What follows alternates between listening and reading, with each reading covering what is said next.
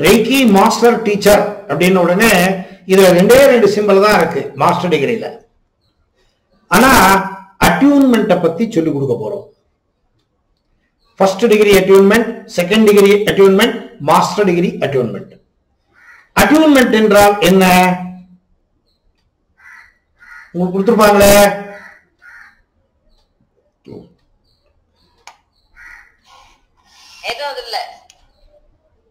ஆன்லைன்ல கத்துக்கிட்டீங்களா? அதான்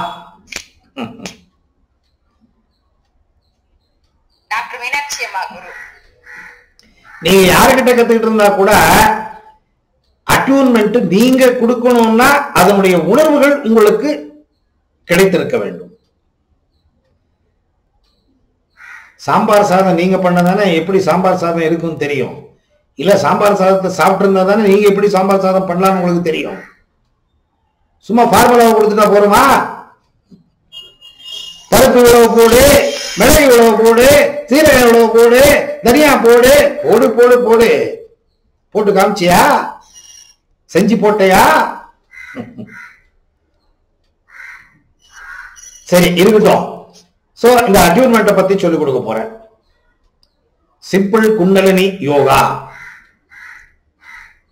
அதுதான் அட்யூன்மெண்ட். சிம்பிள் குண்டலினி யோகா என்ன பண்ணணும் அப்படிங்கறத பத்தி சொல்லிக் கொடுக்க போறேன். எனர்ஜி மேனிபுலேஷன், அதுதான் அட்யூன்மெண்ட். எனர்ஜின்னா என்ன, குண்டலினின்னா என்ன, ரேக்கி எனர்ஜியும் எது இம்பார்ட்டன்ட் நினைக்கிறதோ நோட் பண்ணிக்கலாம். நான் புஸ்தகம் ஒண்ணும் இல்லை என்கிட்ட, நான் வாயில சொல்லுவேன், வேணா ரெக்கார்ட் பண்ணிக்கோங்க.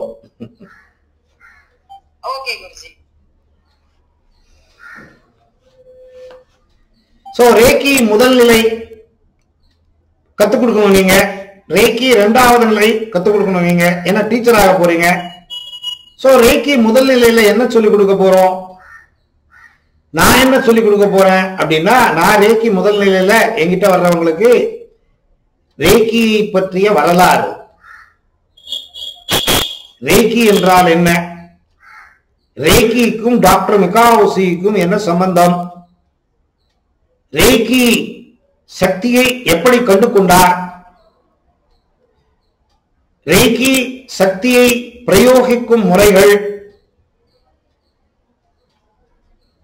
ஆன்ம சக்தி கண்ணால் பார்க்க முடியுமா, ரேக்கி சக்தி தான் ஆன்ம சக்தி, அதை கண்ணால் பார்க்க முடியுமா, காமிப்பேன்.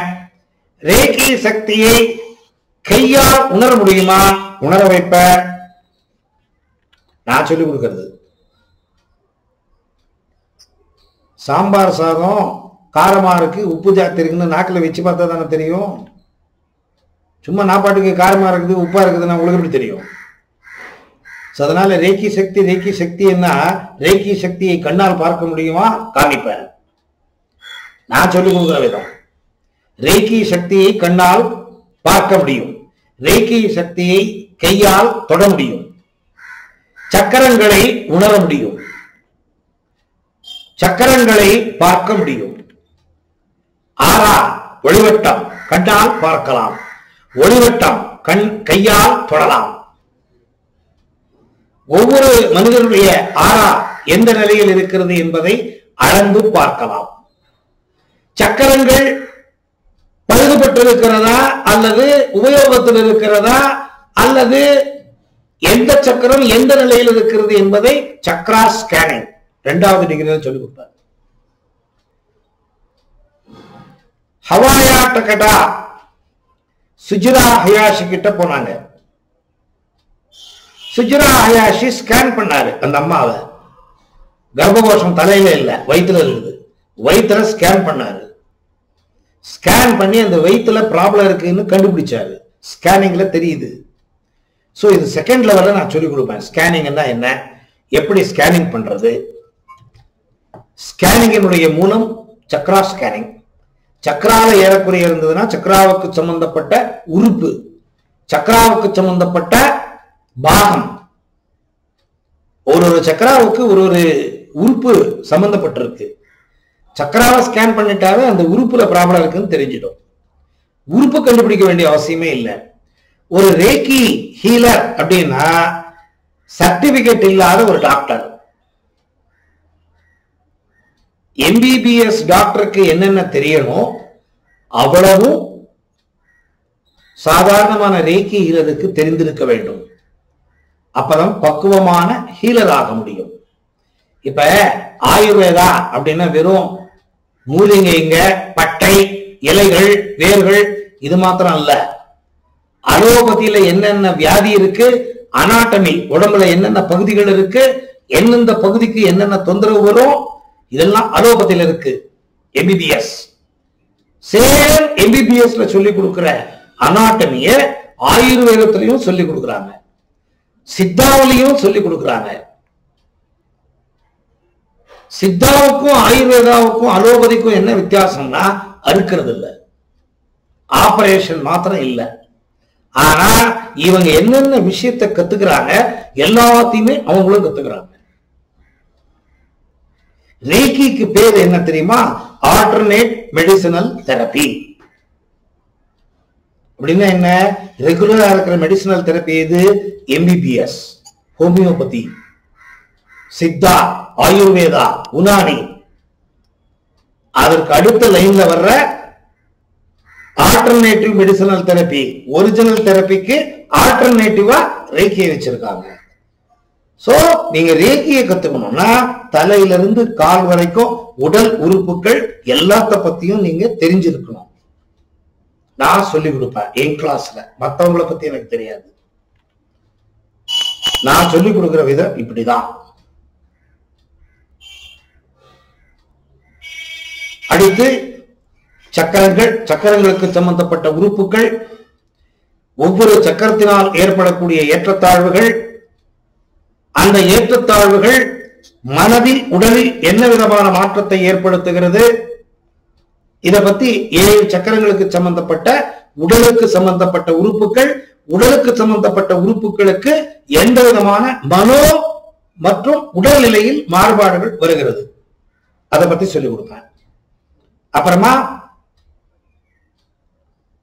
சக்ரா எனர்ஜைசேஷன் 21 நாட்கள் சக்ராவிற்கு சக்தியை கொடுத்து சக்ரா சரியான முறையில் இயக்க வைக்க வேண்டும். அது எப்படி பண்றதுன்னு சொல்லிக் கொடுப்பேன். அதனால் ஏற்படக்கூடிய சைடு எஃபெக்ட்ஸ், அதை எப்படி தவிக்கிறது அப்படிங்கறத பத்தி சொல்லிக் கொடுப்பேன். 21 நாட்கள் ஆன பின்னாடி you are eligible to learn second degree.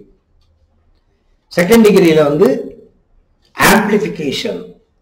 சாதாரணமா ஃபர்ஸ்ட் டிகிரியில எனர்ஜி வர்றது போறது நமக்கு தெரியாது, கையை வச்சா போகும்பாங்க, அது போகுதா இல்லையானே தெரியாது. ஆனா அந்த உணர்வுகள் உண்மையா பொய்யா 2வது லெவல்ல கரெக்டா சொல்லி கொடுக்கும். ஆம்பிளிபிகேஷன் எப்படி ஆகுது, டச் பண்ணியும் பண்ணலாம், டச் பண்ணாமையும் பண்ணலாம். அதனுடைய உணர்வு எப்படி போகுது வருது, எப்படி ஆம்பிளிஃபை பண்றது, சிம்பல் தான் என்ன, சிம்பல் வேலை பண்ணுமா, ரேக்கி சிம்பலுக்கும் ரேக்கி சக்திக்கும் எப்படி தொடர்பு இருக்கு, ரேக்கி சிம்பல் மூலமாக ரேக்கி சக்தியை மற்றவர்களுக்கு அனுப்ப முடியுமா,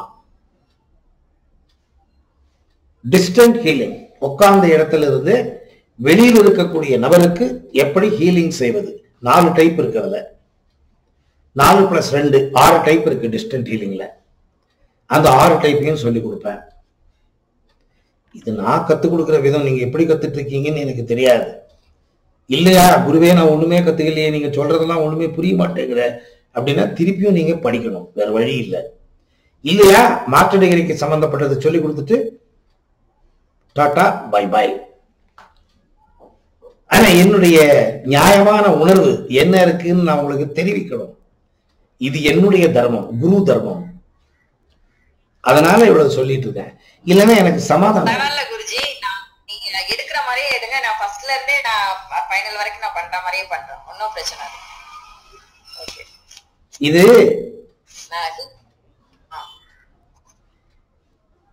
ஒரு பொம்பளை கழுத்துல தாலி கட்டிட்டான். என்னடா அவர் ஏதேதோ பேசுறாரு, உங்களுக்கு புரியணும்னு பேசுறாரு. ஒரு பொண்ணு வேற இடத்துல இருக்கிறப்போ வேற பொண்ணு, கழுத்தை தொட்டு தாலியை கட்டின பின்னாடி என் பொண்டாட்டி, அவளுக்கு நான் புருஷன், என் மேல அவளுக்கு ரைட் இருக்கு, அவ மேல எனக்கு ரைட் இருக்கு. தாலி கட்டின பின்னாடி என்னுடைய கடமையை நான் பண்ணணும், நியாயமா பொண்டாட்டிக்கு பண்ற கடமை.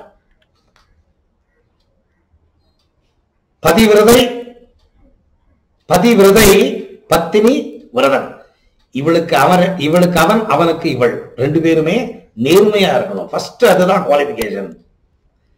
ரெண்டாவது டியூட்டி, கணவனுக்கு செய்ய வேண்டிய டியூட்டி பொண்டாட்டி பண்ணணும். உன்னை விட நான் 50,000 ரூபாய் ஜாஸ்தி சம்பளம் வாங்குறேன், நான் பண்ண மாட்டேன், முடியாது. பொண்டாட்டிங்கிற கடமையை பொண்டாட்டி பண்ணிதான் ஆகணும். அதே மாதிரி புருஷ நீ நல்லா இல்லை, நான் நினைச்ச மாதிரி இல்லை, நான் பண்ண மாட்டேன் சொல்ல முடியாது. கட்டிக்கிட்ட பின்னாடி அவன் பண்ணணும். ஏன் இதை சொல்றேன்னா, நீங்க எனக்கு சிஷ்யனா வந்துட்டீங்க, என்னை நம்பி வந்திருக்கீங்க. ஒரு குருவனுடைய கடமை ஒரு சிஷ்யனுக்கு நியாயமா நடந்துக்கணும். நீங்க எனக்கு காணிக்கை கொடுத்துட்டீங்க, நான் என்ன சொல்லி கொடுத்தாலும் நீங்க கத்துட்டு போறீங்க, அது வேற. ஆனா என் மனசுன்னு ஒண்ணு இருக்கு உள்ள. நான் தப்பா சொல்லி கொடுத்தா என் மனசு ஒத்துக்காது. இது என்னுடைய நேச்சர், இது நான் இப்படிதான் சொல்லி கொடுப்பேன். சோ நீங்க கத்துக்கணும்னு நினைச்சா முதல் லெவல்ல இருந்தே கத்துக்கலாம். ஃபர்ஸ்ட் லெவல் செகண்ட் லெவலுக்கு 3.5 குரு காணிக்கை, மாஸ்டர் டிகிரிக்கு 3.5 குரு காணிக்கை. இது என்னுடைய குரு காணிக்கையாக வாங்கக்கூடிய ஒரு இது நியமம். இப்ப நீங்க என்ன கொடுத்துருக்கீங்க, இது ஃபர்ஸ்ட் செகண்ட் கத்துக்கிட்டு நீங்க தேர்டுக்கு போக போறீங்களா அல்லது டைரக்டாவே தேர்டுக்கு போக போறீங்களா, அது நீங்க டிசைட் பண்ணீங்கன்னா அது தகுந்த மாதிரி நான் உங்களுக்கு சொல்லி கொடுப்பேன். ஜாஸ்தி நாள் வர வேண்டி இருக்கும் ஆன்லைன்ல, ஜாஸ்தி நாட்கள் அதிக நாட்கள் வர வேண்டி இருக்கும் ஆன்லைன்ல. First degree second degree master degree